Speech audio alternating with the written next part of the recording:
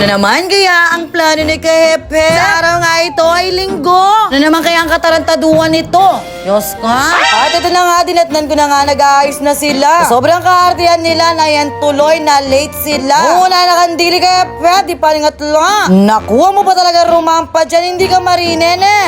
Alang marine. Hepepe! Naglalakad na nga ang mga ka-FM. Hindi naman kasi masyadong malayo-layo itong cover court namin dito sa Kansinala.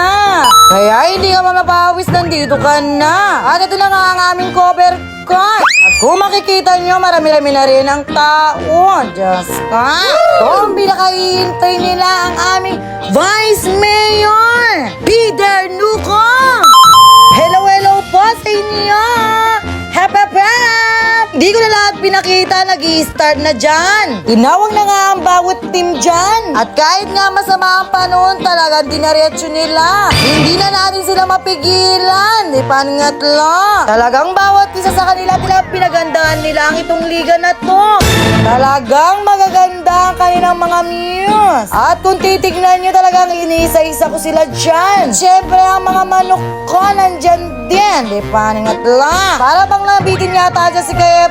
Ay, nanumburi mo sa dyan, Ken Pep.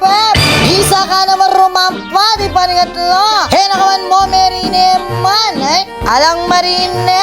At ayan na nga, inumpisaan na nga ang rumampa. At hindi talaga sila magpapatalbog. May kanya-kanya talaga silang rampa. At hindi ka naman talaga mapapaya, talagang malalagula. Talaga rin Kansinala, malalagula pa mga santing. Shari! At dito na nga tayo sa aking manok. Talagang hindi naman talaga siya nagpatalo. Talagang pinag-ikot-ikot niya ang kanyang team niya dyan.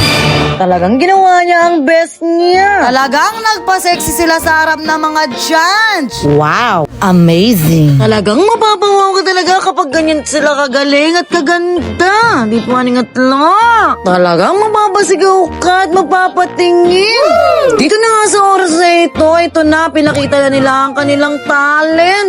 Iba-iba na nga ang kanilang pinaggagawa. Talagang may sumasayo at rumarampa. Iba-iba ang kanilang talent.